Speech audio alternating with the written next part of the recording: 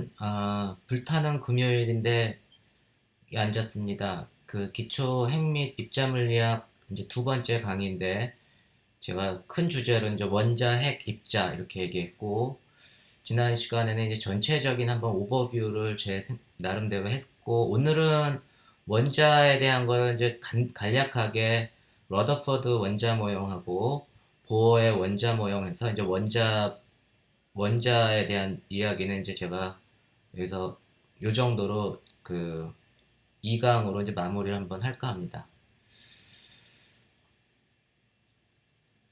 우리가 이제 러더퍼드의 원자 모형은 러더퍼드의 가장 큰 업적이 우리가 이제 원자 핵을 발견했다고 하는 건데 원자 핵을 발견하고 러더퍼드의 모형이 원자 핵을 마치 태양계의 태양처럼 묘사를 했고 그 주변으로 전자가 이렇게 원자 핵 주변으로 돈다 이렇게 얘기한 게 이제 러더퍼드의 원자 모형입니다. 우리가 러더퍼드의 원자 모형을 보면 이제 원자의 질량은 다 대부분이 원자 핵이 다 가져가고 근데 그 크기는 보면 무지무지 작은 공간상으로는 굉장히 작은 공간을 차지하면서 원자의 질량은 대부분 다 원자 핵이 가져간다라고 하는 게 러더퍼드 원자 모형의 특징이고 두 번째는 전기적으로 원자가 이제 중성이니까 원자가 중성인데 원자에서 이제 전자의 개수 전자라고 하는 그 음전하를 띠고 있고 음전하를 띠고 있으니까 원자 핵에는 전자의 개수만큼 똑같은 양전하를 띈 원자 핵이 존재를 해야 됩니다. 그죠?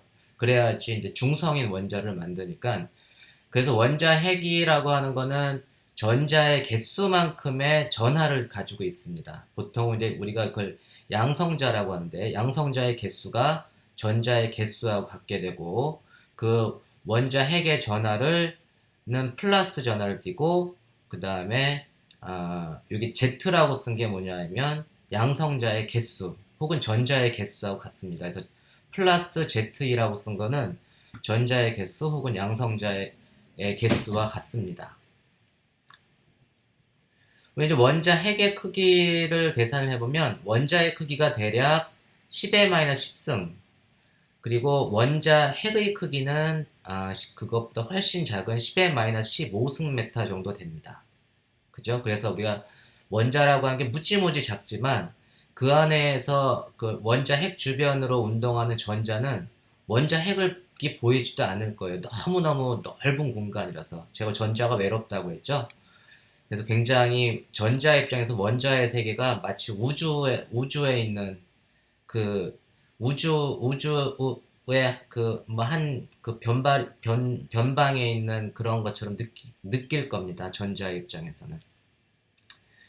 우리가 이제 그 러더포드는 원자 핵을 중심으로 전자가 이렇게 원운동을 한다고 했는데 근데 원운동을 한다는 얘기는 이제 구심력이 작용을 하는 거고 그 구심력은 힘 mr분의 v제곱 이게 이제 질량이 m인 물체가 반지름 r로 v의 속력으로 움직일 때 작용하는 구심력이라고 했죠.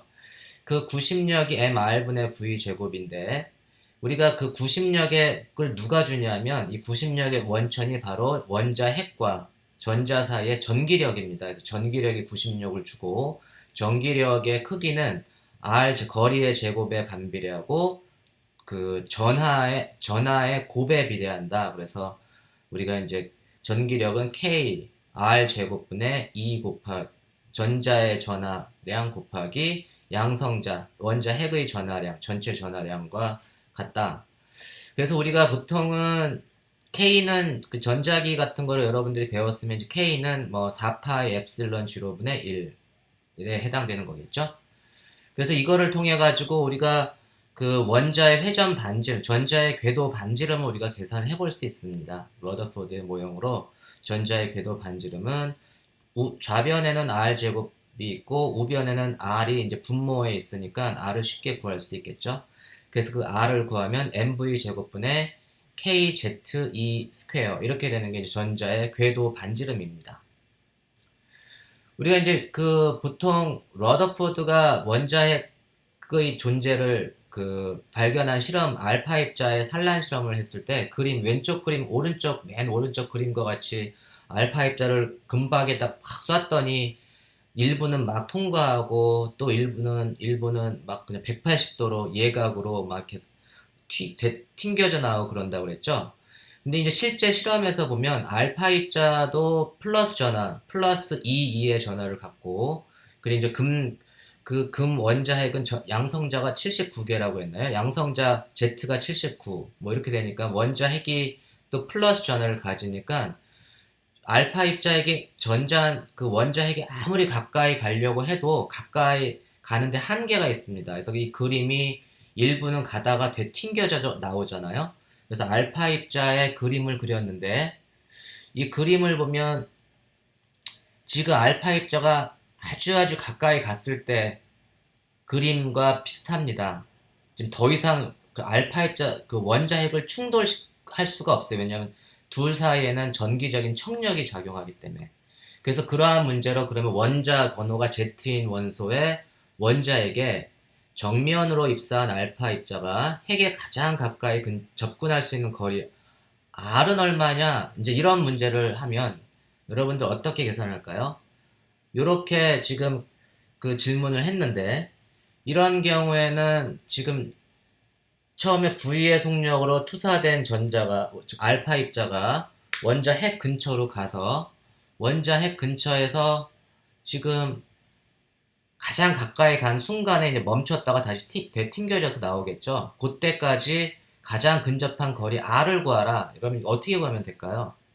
이거는 역학적 에너지 보존 법칙을 쓰면 되겠죠. 처음에 그 알파 입자가 원자 핵으로부터 굉장히 멀리 떨어져 있으면 그놈은 이제 운동 에너지만 가지고 있을 테고, 그때 알파 입자의 초기 역학적 에너지가 그 알파 입자가 가장 원자 핵에 가까이 가서 순간적으로 정지했을 때는 운동 에너지가 없어졌으니까 그 운동 에너지가 다 포텐셜 에너지, 전기적 포텐셜 에너지로 전환이 됐으니까 이때는 운동 에너지, 초기의 운동 에너지하고 그 다음에 근처에 가서 정지한 순간에 포텐셜 에너지, 전기적 포텐셜 에너지의 크기가 같을 때니까 2분의 1 MV 제곱은 KR분의 2EZE. 그래가지고 우리가 이때 이 순간에 거리 R을 구하면 거리 R은 MV 제곱분의 4K ZE 제곱 이렇게 구할 수 있다는 걸 여러분들이 알 수 있을 겁니다.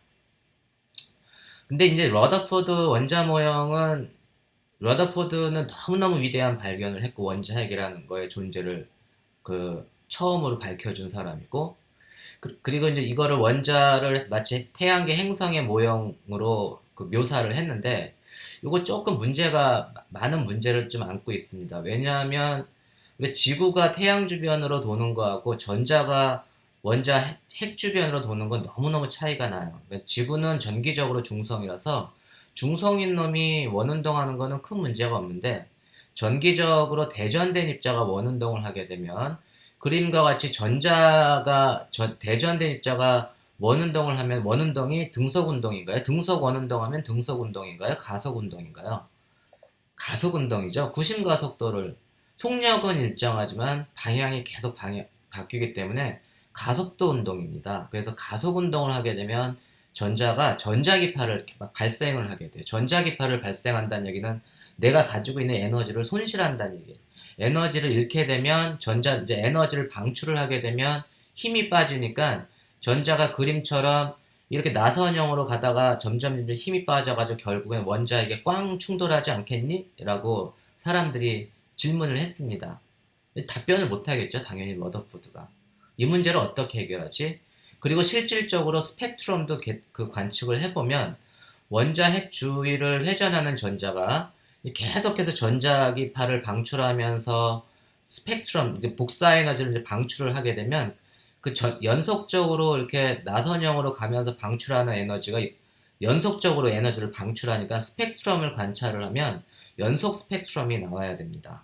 그런데 연속 스펙트럼이 나오는 게 아니고 실제 원자의 스펙트럼을 관찰을 하면 지금 이거는 헬륨의 스펙트럼인데 원자는 그 연속 스펙트럼을 갖는 게 아니고 이렇게 불연속적인 스펙트럼을 갖게 됩니다. 그래서 이 부분도 설명을 못해요, 러더포드가. 그래서 결국은 러더포드 원자 모형에는 상당한 문제점이 있었습니다. 이때 제가 갑자기 이 그림이 나왔네요. 이건 뭐죠? 이거 무슨 퀴즈가 있네요. 그림의 인물이 남긴 업적은 이게 저기 덴마크 크로너 이렇게 하나요? 덴마크 화폐인데 유럽의 저기 지폐에는 과학자들의 사진이 굉장히 많습니다. 우리나라는 세종대왕 신사임당만 있지만 너무너무 부러워요. 우리나라도 여러분들이 정말 훌륭한 업적을 내서 우리는 못했지만 여러분들이 우리나라 지폐에 우리 과학자의 얼굴들이 많이 들어가면 참 좋겠습니다. 이 그래프의 노신사는가 남긴 업적이 뭘까요? 1번 최초로 화폐를 만들었다. 2번 입자의 파동성을 제한하였다. 3번 원자 핵의 존재를 증명하였다. 최초로 화폐를 만들었다. 이거 좀 아닌 것 같죠? 입자의 파동성을 제한했다. 입자의 파동성 생각나는 사람 뭐죠? 드브로이 뭐 이런 사람 뭐 생각나죠? 전자의 파동성. 드브로이 얼굴은 아닌 것 같네. 원자 핵의 존재를 증명하였다. 이 사람은 러더포드라고 하는데 러더포드 사진을 보면 한번 찾아보세요. 러더포드 사진인가요? 이것도 아닐 것 같은데요. 그러면 4번밖에 없네. 찍으면 가군동량의 양자화를 제한하였다. 그래서 가군동량의 양자, 지금 러더포드의 원자 모형의 문제점을 일단 1차적으로 임시 방편적으로 해결해 준 사람이 보어입니다. 닐스 보어라는 사람이 이러한 전자기파를 방출하면서 원자에게 쾅 충돌하는 문제를 이제 해결하기 위해서 이렇게 원자가 한 두 가지 가설을 내서 원자 모형을 새로 좀 수정을 했어요. 그래서 이 담배 피는 노신사는 보어인데, 이 가군동량의 양자화를 제한했다는 게 여러분들 좀 생소하죠? 이 부분에 대해서 좀 설명을 하도록 하겠습니다. 먼저 이 부분을 설명하기 전에 우리가 기초물리 할 때 이제 보통의 에너지는 주울, SI 유닛으로는 주울의 단위를 쓰는데, 원자보다 작은 세계를 다룰 때, 아원자 세계, 원자, 핵, 쿼크, 이런 세계를 다룰 때는 보통 전자볼트를 많이 씁니다. 그래서 일렉트론 볼트. 그래서 1 일렉트론 볼트는 전하량 2의 전하를 지닌 전자를 1볼트의 전위차로 가속했을 때, 그림에서 이제 이 도체판에 1볼트의 전위차를 딱 주면, 전자가 이제 전기력을 받아서 가속을 하는데, 그때 전하가 저 마지막 도체판에 쾅 도달하기 직전에 이 전자가 얻은 운동 에너지가 1 일렉트론 볼트가 됩니다. 그걸 우리가 전자볼트라고 얘기를 해요. 그리고 이놈을 만약에 그럼 100볼트의 전위차를 주면 전자가 저 플러스 전극에 쾅 부딪히기 직전에 얻은 운동 에너지는 몇 일렉트론 볼트일까요? 100 일렉트론 볼트가 됩니다. 그래서 우리가 1 일렉트론 볼트는 전자 볼트는 전자의 전하량 곱하기 1볼트 해서 그걸 이제 전자 볼트라고 얘기하고, 일렉트론 볼트라고 얘기하고, 전자의 전하는 1.6 곱하기 10-19승 쿠울롱 곱하기 1볼트 해주면, 얘를 1.6 곱하기 10-19승, 이게 이제 SI 유닛으로 하면 쿠울롱 볼트가 주울입니다. 그래서 1 일렉트론 볼트는 1.6 곱하기 10-19승 주울입니다. 그래서 원자 이하의 세계의 에너지는 주울로 계산하기는 너무너무 작아서 보통 일렉트론 볼트, 전자 볼트로 계산을 많이 합니다. 근데 다시 이제 보어의 원자 모형으로 돌아오면, 이게 러더포드의 원자 모형의 문제점, 전자기파를 발생해가지고 핵에 쾅 충돌하는 문제를 이제 보어가 이제 이 중요한 가설을 하나 내놓습니다. 그러니까는 양자 조건 혹은 정상상태 가설이라고 하는데, 전자가 특정한 조건을 만족하는 원궤도에서만 회전할 수 있고, 모든 궤도에서 다 회전할 수 있는 게 아니고, 지금 그림처럼 여기에서 이제 두 가지 궤도만 그려놨는데, 이 두 궤도에서만 전자가 회전할 수 있고, 그 중간 궤도와 궤도 사이의 공간, 또 궤도 밖을 넘어선 공간, 이런 데서는 전자가 회전할 수 없다.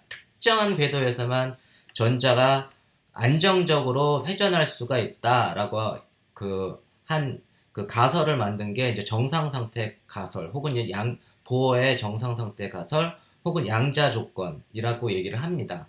이러한 궤도를 돌 때는 전자가 전자기파를 방출하지 않는다. 나머지 궤도하고 궤도 사이를 싹 갈 때 그때는 전자기파를 방출하기 때문에 그런 궤도는 허용되는 궤도가 아니고 여기 안정된 궤도, 특정한 궤도. 그러니까는 막 공간이 연속적으로 돼 있는 게 아니고 특정한 원에서만 도니까 공간이 불연속적인 공간으로 나뉘어진 거예요. 그래서 우리가 그걸 양자화라고 얘기하고, 이때 특정한 조건이 뭐냐 했을 때 보어가 얘기한 게 뭐냐면 전자의 가운동량은 R 크로스 P, MVR, 이 앵귤러 모멘텀이죠. 전자가 반지름이 R로 원운동하는 전자의 궤도각 운동량은 이 각운동량이 어떤 특정한 조건을 만족하는 궤도만을 안정한 상태로 돌 수 있다 이렇게 얘기했어요. 각운동량이 어떨 때만 어떠한 조건을 만족해야 되냐 하면 보어는 이렇게 얘기했어요. 보어는 이 플랑크 상수 H라고 하는 걸 우리가 이제 플랑크 상수라고 하는데 그 플랑크 상수를 2파이로 나눈 그것을 이제 H바 이렇게 얘기합니다. H바의 정수배, 각운동량이 H바의 정수배가 되는 조건을 만족하는 궤도에서만 전자가 안정된 상태로 돌 수 있다 이렇게 얘기를 했습니다. 너무너무 뜬금없는 얘기죠. 이때 이제 H라고 하는 플랑크 상수는 굉장히 너무너무 작은 수예요. 6.63 곱하기 10^-34승 줄 세컨드 이렇게 되는데 우리가 보통 10^-34 그러면 그걸 0으로 취급하지 뭐 숫자로 취급하지도 않잖아요. 근데 10^-34라는 숫자가 0이 무지무지 작은 숫자지만 0이 아닌 굉장히 중요한 숫자입니다. 그래서 원자 이하의 세계에서는 이 H 10^-34승에 해당되는 그런 에너지 스케일을 가지고 우리가 연구를 한다 이렇게 여러분들이 이해하시면 됩니다. 그래서 우리가 이제 이러한 조건을 만족을 하게 되면 그러면 이제 전자라는 게 존재할 수 있다라고 보어가 이렇게 얘기를 합니다. 그래서 우리가 얘기하는 이제 특정한 조건을 만족하는 원궤도라고 하는 걸 보통 우리가 이제 공간이 양자화돼 있다.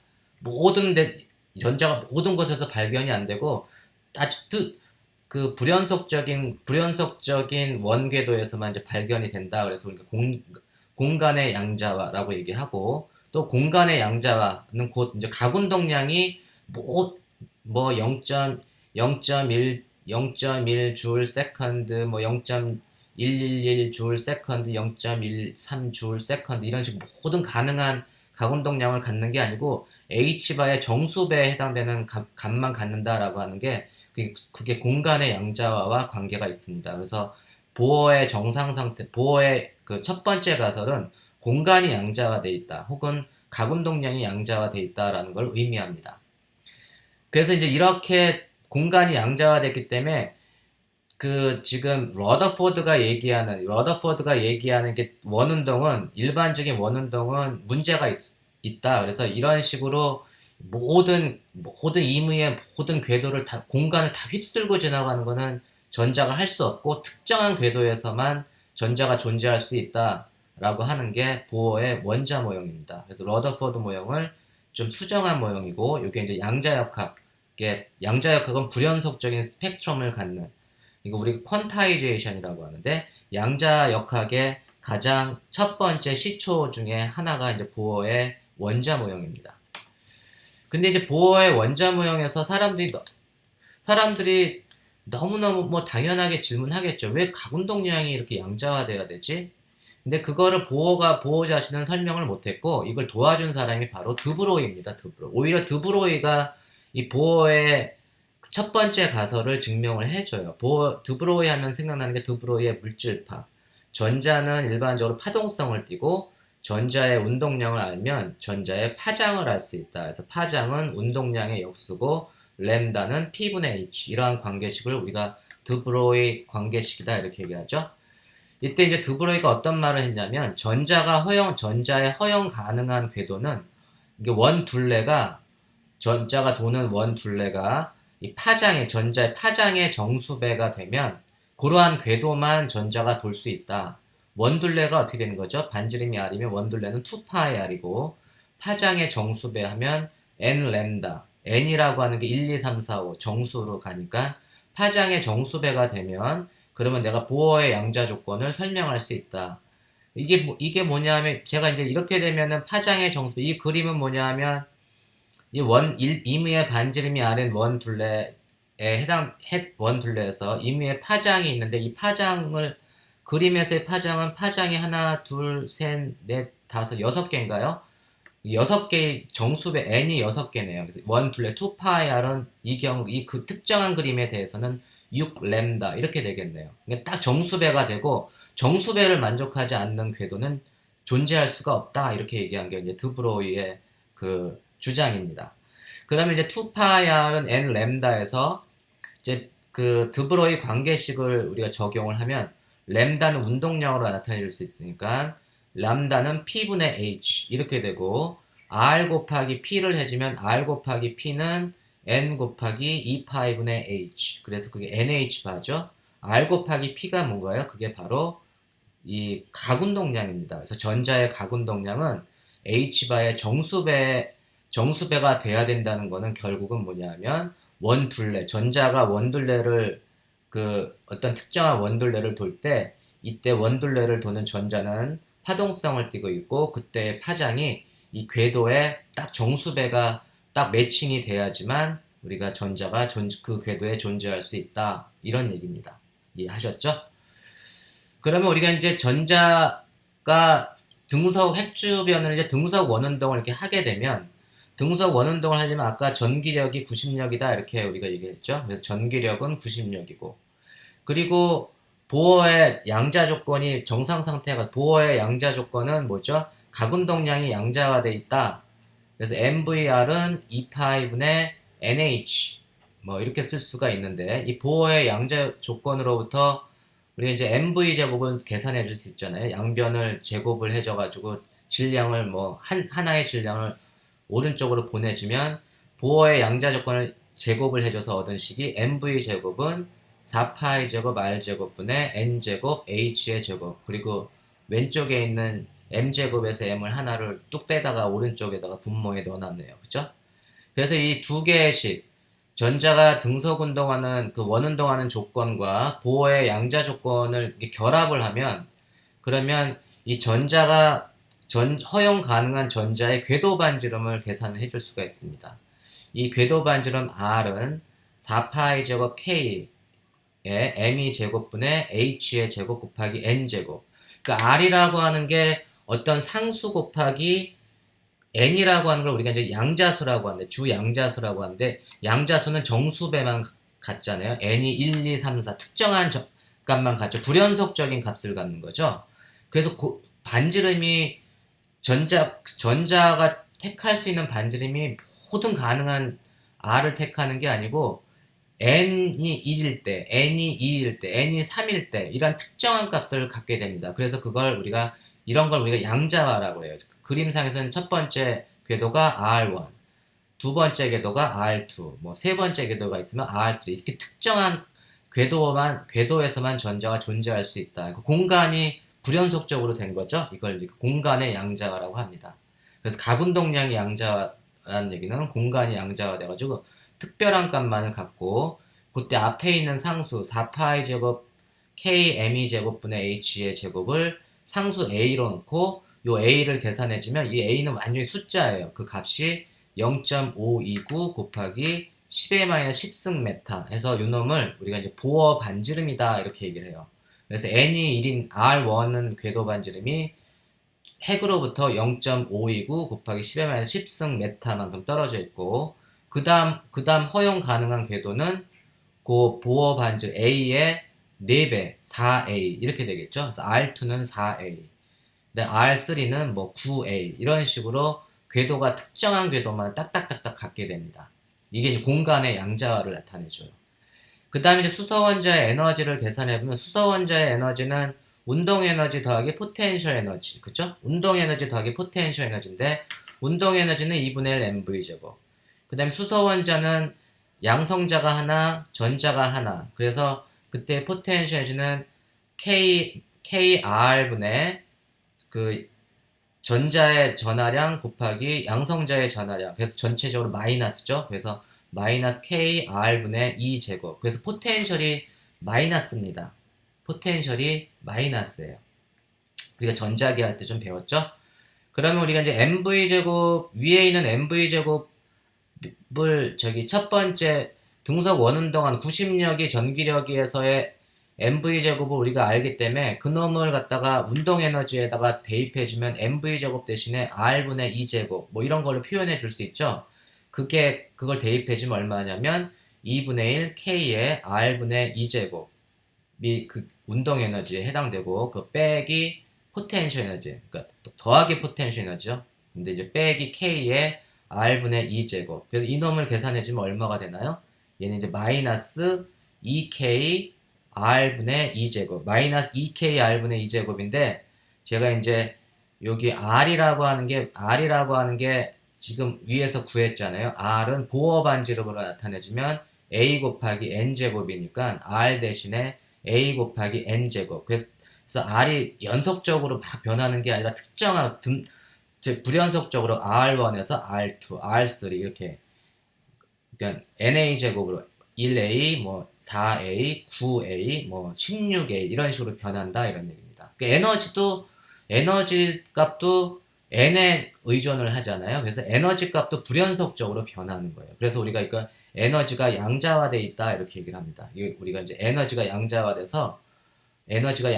있다 이렇게 얘기하고 요게 이제 이 a분의 k 제곱도 다 우리가 넘버 숫자니까 이걸 계산해주면 그 값이 13.6 일렉트론 볼트가 나옵니다. 그래서 우리가 수소 원자의 에너지 준위는 마이너스 13.6 일렉트론 볼트 나누기 n 제곱. 그래서 바닥 상태 가장 낮은 상태가 n이 1인 상태고 그 다음에 n이 2인 상태를 n이 2인 상태를 1차 여기 상태, 1차 들뜬 상태 이렇게 얘기하고 n이 2인 상태를 n이 3인 상태를 2차 여기 상태 또는 2차 들뜬 상태 이렇게 얘기를 합니다. 그래서 수소 원자의 에너지도 이렇게 불연속적인 값을 갖는다. 그래서 에너지 스펙트럼을 계산해 보면 불연속적인 값을 가질 수밖에 없어요. 연속적인 값을 갖지 못합니다. 그러면 우리가 이제 이때 전자가 핵에 갇혀가지고 도망가지 못하는데 이 도망가지 못하는 이유는 이 포텐셜이 운동 에너지보다 더 크기 때문에 그래서 에너지가 마이너스 13.6 마이너스 값을 갖잖아요. 에너지가 0보다 작다는 얘기는 이게 속박돼 있다. 전자가 핵에 속박돼 있다라는 물리적인 의미입니다. 그래서 에너지가 0보다 크면 도망갈 수 있는데 에너지가 0보다 작기 때문에 음의 값을 갖기 때문에 이게 속박돼 있다. 그래서 만약에 그러면 전자가 도망가려면 어떻게 돼야 되죠? 혼자서 못 도망가죠. 외부에서 에너지를 공급해가지고 전체적인 수소 원자의 에너지가 0보다 크게 되면 그러면 이제 전자가 에너지가 0보다 크다는 얘기는 운동 에너지가 포텐셜 에너지보다 커진다는 얘기잖아요. 그러면 이제 그때 도망갈 수가 있어요. 그래서 자유롭게 도망가려면 역학적 에너지가 0보다 최소한 같아야 됩니다. 그거 이상이 돼야지만 전자가 도망갈 수가 있어요. 그러면 우리가 자유전자의 조건은 주양자수로 나타내지면 언제 0이 될 수가 있죠? n이 거의 무한대로 갈 때 그때 비로소 전자가 속박으로부터 풀려서 이제 도망갈 수가 있는 거예요. 그래서 n이 점점 커지면 핵으로부터 점점 멀어지는 거죠. 핵으로부터 점점 멀어지다가 어느 순간에 역학적 에너지가 0 이상이 딱 되면 이제 전자가 도망갈 수가 있어요. 그게 이제 그때 우리가 전자를 떼어내는데 필요한 에너지를 우리가 이온화 에너지다 이렇게 얘기를 합니다. 그러니까 전자를 떼어내는데 필요한 에너지를 이온화 에너지. 그래서 이제 원자 자체로 생각하면 원자는 중성이지만 전자하고 핵으로 완전히 분리시키면 그놈이 각각이 하나는 마이너스 전하, 하나는 플러스 전하를 갖는 그 대전된 입자로 나타나잖아요. 그래서 그때 우리가 그걸 이온화 조건이다, 그러니까 이온화되어 있다 이렇게 얘기를 합니다. 그 다음에 두 번째 가설은 이제 진동수 조건인데, 이 진동수 조건이라는 건 뭐냐면 전자가 한 상태에서 한 궤도에 존재하면 그 안정된 궤도를 우리가 정상 상태라고 얘기한다. 그러니까 한 정상 상태에서 또 다른 정상 상태로 이제 이동을 할 수가 있는데, 그 이동하는 걸 우리가 전이한다 이렇게 얘기하고, 한 정상 상태에서 다른 정상 상태로 전이할 때 두 상태의 에너지 차이가 생길 거 아니에요. 이 그림에서처럼 낮은 안쪽에 있는 궤도에서 먼 쪽에 있는 궤도로 올라갈 때는 에너지를 외부에서 좀 받아서 가야 되고, 또 바깥에 있는 궤도에서 안쪽에 있는 궤도로 들어올 때는 내가 가지고 있는 에너지를 좀 방출을 하면서 안쪽에 있는 궤도로 이렇게 들어와야 됩니다. 이때 흡수하고 방출되는 그 에너지 차이에 해당되는 광절을, 광자가 얼마냐면 그만큼의 광자를 흡수 또는 방출을 해야 되는데, 그 값이 플랑크 상수 곱하기 광자의 진동수 F 이렇게 됩니다. 이게 이제 진동수 조건이라는 가설이에요. 그래서 우리가 양자수가 n인 상태의 수소원자 에너지 준위는 아까 얼마라고 했죠? 마이너스 13.6 나누기 n제곱. 그게 이제 양자수가 n인 상태에서 수소원자의 에너지 준위는 마이너스 13.6 나누기 n제곱 일렉트론 볼트라고 했고, 처음 초기 상태를 ni, 양자수를 ni라고 하고, 나중 상태의 양자수를 nf라고 하면, ni에서 nf로 옮겨갈 때, 광자를 갖다가 흡수 또는 방출을 하게 되는데, 그 흡수 또는 방출을 할 때 에너지 차이를 초기 상태에서 나중 상태를 빼준 걸 델타 E라고 하면, 그 값은 13.6 곱하기 NF의 제곱 빼기 NI의 제곱 이렇게 되겠죠. 왜냐하면 저기 에너지가 그 마이너스가 붙어서 초기 상태에서 나중 상태를 빼주는 거는 나중 상태가 플러스 부호가 되고 초기 상태가 마이너스 부호가 되겠죠. 뭐. 그렇죠? 그래서 이 식이 이렇게 되고, 이때는 이 값이 이제 흡수 또는 이 에너지를 요만큼의 차이를 흡수 또는 그 광자가 흡수 또는 그 방출을 하게 되는데, 그때 값이 플랑크 상수 H 곱하기 F 이렇게 됐다고 그랬죠. H 곱하기 진동수. 진동수하고 파장의 관계, 파장으로도 나타내 줄 수 있어요. 파장은 진동수 곱하기 파장이 빛의 속력, 광자의 진동수 곱하기 파장이 빛의 속력이니까 HF는 H 램다분의 C 이렇게 될 수가 있죠. 그래서 우리가 이걸 이제 파장으로 나타내주면 파장분의 1은 13.6 나누기 HC 곱하기 NF의 제곱 빼기 NI의 제곱 이렇게 쓸 수가 있습니다. 이때 이제 HC분의 13.6은 숫자로 나타내 줄 수가 있는데, 이 숫자를 R이라고 하고, 그 R을 구하면 그 R 값은 1.079 곱하기 10의 7승 미터의 인버스, 미터분의 1 이렇게 됩니다. 이 상수를 우리가 리드베리 상수다 이렇게 얘기를 합니다. 리드베리 상수다 이렇게 얘기를 하고, 우리가 이제 그 전자가 수소원자의 정상 상태의 궤도, 한 궤도에서 다른 궤도로 이제 이동을 할 때 우리가 이제 파장 관계식을 알 수가 있는데, 우리가 지금 그림상에서는 이제 뭐 바닥 상태부터 오픈 에너지 준위, 뭐 n이 1인 상태를 바닥 상태라고 하고, n이 2인 상태, 3인 상태, 4인 상태, 5인 상태, 무한대인 상태, 그것보다 더 높은 상태에 있던 광자가 바닥 상태로 다 내려오게 되면, 시작한 지점이 어디든 상관없이 여기 상태가 바닥 상태로 다 내려올 때의 계열을 우리가 라이먼 계열이다 이렇게 얘기한다. 그때는 이제 자외선을 다 방출을 하게 돼요. 자외선을 이제 방출을 하게 되고, 그 다음에 우리가 그 1차 여기 상태 혹은 들뜬 상태, N이 2인 상태로 그것보다 더 높은 상태에 있던, 준위에 있던 전자가 N이 2인 상태, 1차 여기 상태로 내려오게 되면, 그 시작점이 어디이든 간에 N이 2인 상태로 내려올 때는 가시광선이라는 것을 방출하게 됩니다. 그걸 우리가 발머 계열이라고 이렇게 얘기를 하고, 그 다음에 이제 N이 뭐 3인 상태의 준위로 그것보다 더 들뜬 상태에 있던 전자들이 내려오게 되면 그러한 계열을 우리가 파시엔 계열이다 이렇게 얘기합니다. 그때 이제 적외선을 시작한 레벨이 어디든 상관없이 최종 레벨이 이제 n이 3인 상태가 되는 거예요. 그런 상태를 우리가 파시엔 계열이라고 하고, 이때는 적외선을 방출을 하게 됩니다.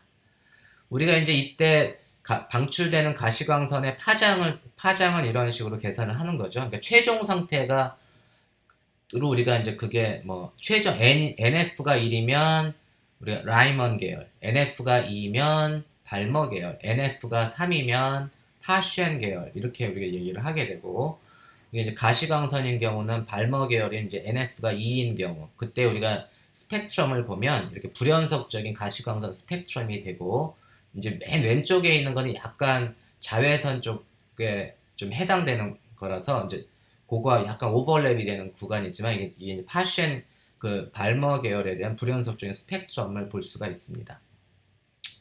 그리고 이제 보통 가시광선의 파장은 자외선하고 적외선 사이인데, 자외선 370 나노메타보다는 크고 780 나노메타보다는 작은 그 영역에 있는 게 이제 대부분 우리가 눈으로 볼 수 있는 가시광선 영역입니다. 우리가 이제 끝으로 이제 원자가 있는데, 원자라고 하는 건 원자 안에 이제 전자가 속박되어 있는데, 속박된 전자를 이제 탈출시키고 싶어요. 탈출시키려면 바깥에서 에너지를 공급을 해줘야 돼요. 바깥에서 이제 에너지를 공급을 해주면 전자가 탈출할 수도 있는데, 그때 이제 예를 들면 위에 있는 것처럼 탈출은 못하고 바로 위에 있는 그 준위로 올라가는 상태를 우리가 여기 상태다 이렇게 얘기를 합니다. 그 위쪽으로 이제 올라가는 상태를 우리가 excitation, 그래서 여기 상태, 여기라는 말을 쓰고, 그 다음에 이제 최외곽에 있는 놈은 완전히 도망갈 수 있는 조건이 생길 수 있겠죠. 만약에 이놈이 이제 도망가면 그때 비로소 이온화다 이렇게 얘기를 합니다. 그러니까 지금 도망가지 않는 상태에서는 원자가 전체적으로 중성인데, 중성인 상태에서는 전자의 개수하고 그 다음에 원자 핵, 양성자의 개수가 똑같은데, 전자 하나가 도망가면 이제 원자가 더 이상 중성이 아니죠. 전하를 띠기 때문에 그걸 우리가 이온화다 이렇게 얘기를 합니다. 그죠? 그걸 우리가 아이오나이제이션이다 이렇게 얘기를 하고, 우리가 수소 원자의 경우는 전자가 하나, 양성자가 하나인데, 그런 가장 간단한 원자에서 전자를 떼어내는데, 전자를 떼어내는데 필요한 최소한의 에너지는 얼마가 될까요? 최소한의 에너지는 아까 13.6 일렉트론 볼트. 그래서 수소 원자의 이온화 에너지는 13.6 일렉트론 볼트가 됩니다. 이렇게 해서 우리가 기본적인 용어에 대해서 원자에 대한 구조를 간략하게 이제 수소 원자를 중심으로 살펴봤습니다. 다음 시간부터는 이제 원자 핵에 대해서 공부를 하도록 하겠습니다.